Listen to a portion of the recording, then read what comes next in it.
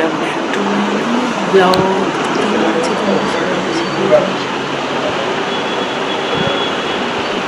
Hello everyone, welcome back to my new blog. তো দেখো, আগের ইন্ট্রোটা আমি ঠিকমতো দিতে পারিনি, কেননা আমি দেখলাম যখন ভিডিও করছি তো জানলা থেকে একজন উঁকি মারছিল, মানে আমাদের পাশের বাড়ি। তাই আমার একটু লজ্জা লাগছিলো, তাই তখনই ভিডিওটা স্টপ করে দিই আমি। তো এখন ভালো করে দিলাম ইন্ট্রোটা।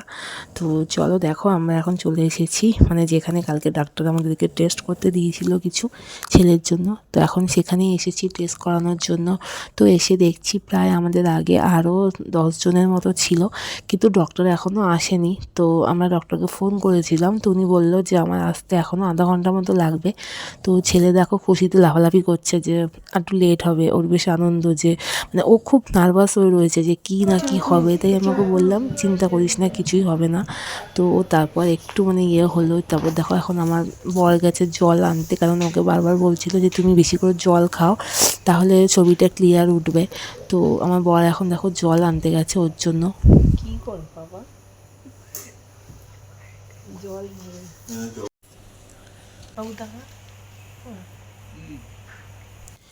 সত্যি কথা বলতে কি জানো তো, সারা রাত কালকে এই নিয়ে চিন্তা করেছি যে রিপোর্টে কি আসবে কি আসবে না, কেননা বেশ কয়েকদিন যাবৎ ছেলের এই সমস্যাটা হচ্ছে। তো এতদিন আমি ভাবছিলাম যে হয়তো শীতকাল বলে হয়তো বেশি টয়লেট করছে বা কিছু, বা নর্মাল, আমি ভেবেছিলাম ঠিক হয়ে যাবে। বাট আমি ভাবিনি যে এতটা জিনিসটা মানে কারিয়ে যাবে। তো বাড়িতে সবাই একটু বকাবকি করছে যে তুই আগে থেকে কেন ডক্টরকে দেখালি না। তো এখন আমিও ভাবছি যে হয়তো আগে দেখালে এতটা মানে জিনিসটা গাড়িয়ে যেত না। তো চলো এখন দেখা যাক যে লাস্টে যে রিপোর্টটা করতে দিয়েছে ডক্টর সেটা কি আসে। তো সেটা আসার পরে আমরা ডক্টরকে গিয়ে দেখাবো, তারপর ডক্টর কী ওষুধ দেবে কি না দেবে সেটা আমি পরে তোমাদের জানাবো।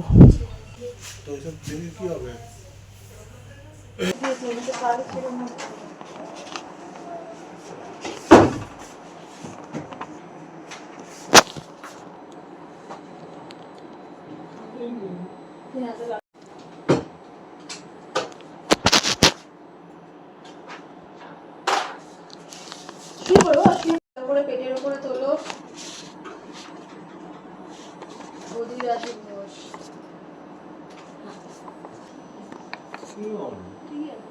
ষষ্ঠান্ত শ্বাস টেনে ধরো, শ্বাস টান জোরে চলো টেনে আটকে আটকে আটকে উবু 10 20 30 40 50 60 70 80 90 100 ছেড়ে দে।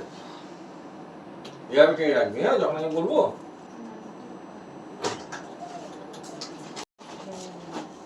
পুরো জিজ্ঞাসা কর ফোন করে।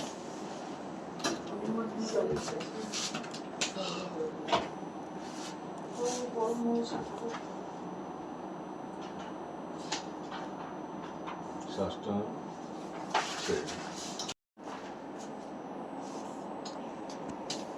উঠো।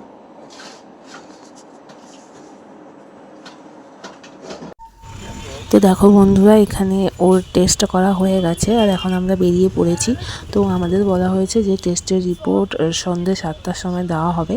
তো আবার সন্ধ্যে 7টার সময় আসবো। এখন আমরা বেরিয়ে এখান থেকে দেখো ভাবলাম যে কিছু খেয়ে নিই।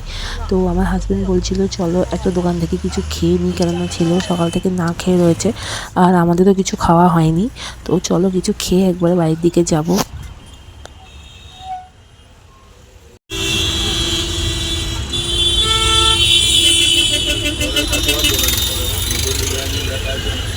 কিসে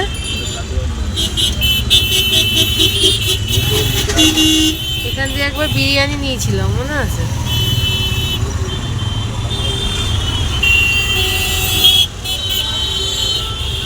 ভাবছি কিনা বাইরে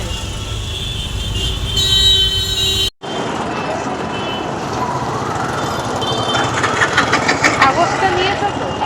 এটা জল স্প্রে করার একটা বোতল নিতে হবে, জল স্প্রে করার আছে। এইদিকে একটা দোকান আছে না, জল স্প্রে করার বোতলগুলো আছে। হ্যাঁ, বড় না ছোট? বড়টা কেমন সাইজের দেখাও দেখি।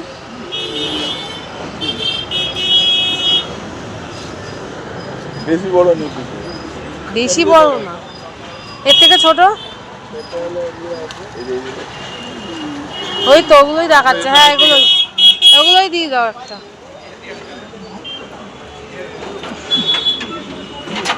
আর ওই ছোটো ছোটো কৌটোর সেটগুলো কত করে বলো দেখো, বলো তো। ওই যে এই কৌটো, ওই যে কোনগুলো? ব্রাউন কালার, বল বল। ওই যে ভেতরে দেখো। ওইগুলো হ্যাঁ হ্যাঁ, কত করে ওগুলো জিজ্ঞেস করো।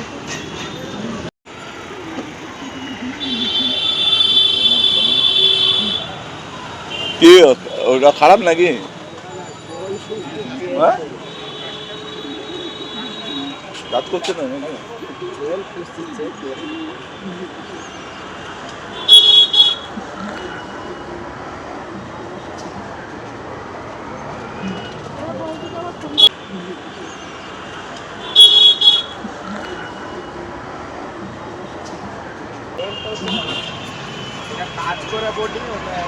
দেখি দেখি আগের থেকে হাতের মতো ই বা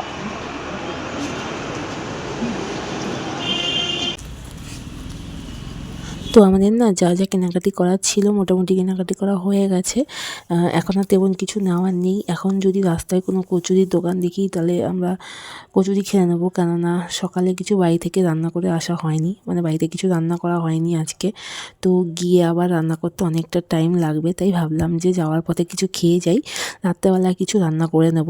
তো এখন আমরা খেয়ে তারপর বাড়ির দিকে রওনা দেবো। বাড়ির প্রায় কাছাকাছি চলেই এসেছি। তো চলো দেখতে থাকো তোমরা ভিডিওটা। ওই যে পরোটার দোকানে, তো কোনো দোকানে পরোটা না পেয়ে শেষে আমরা এই দোকানটাতে আসলাম। এই দোকানে কচুরি ছিল, তো এখন কচুরি আর সাথে ডাল খেয়ে নেবো। তো ছেলে বললো যে আমি খাবো না, আমারটা আমি নিয়ে যাবো বাড়িতে।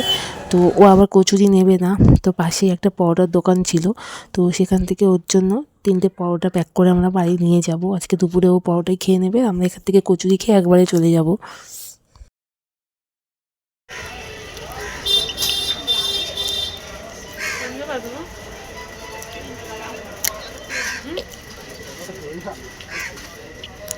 সামনে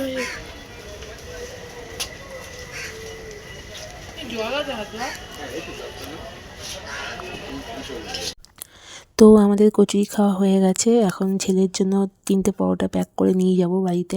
ও আবার দোকানে মানে বসে খাওয়া পছন্দ করে না, যা খাবে বাড়িতে নিয়ে গিয়ে। তো এখন ওর জন্য প্যাক করে নিয়ে যাচ্ছি। এখন অনেকটাই বেলা হয়ে গেছে, প্রায় 4টে মতো বেজে গেছে। তো এখন দেখো খাওয়া দাওয়ার পরে ওর বাবা চুল কাটাতে নিয়ে এসেছে। তো অনেক দিন হয়ে গেল, চুলগুলো অনেকটা লম্বা হয়ে গেছিলো, তার জন্য ঠান্ডা লেগে যাচ্ছিলো। তো সেই জন্য আমি বললাম ঠিক আছে তাহলে নিয়ে গিয়ে এখন চুলটা কাটিয়ে দাও, তারপর গরম জলে স্নান করিয়ে দেবো, যেহেতু অনেকটা বেলাও হয়ে গেছে। এখন ঠান্ডা জলে স্নান করালে আরও ঠান্ডা লেগে যাবে। তাই চুল কাটানোর পরে বাড়িতে এসে ওকে স্নান করিয়ে দিয়েছিলাম গরম জলে।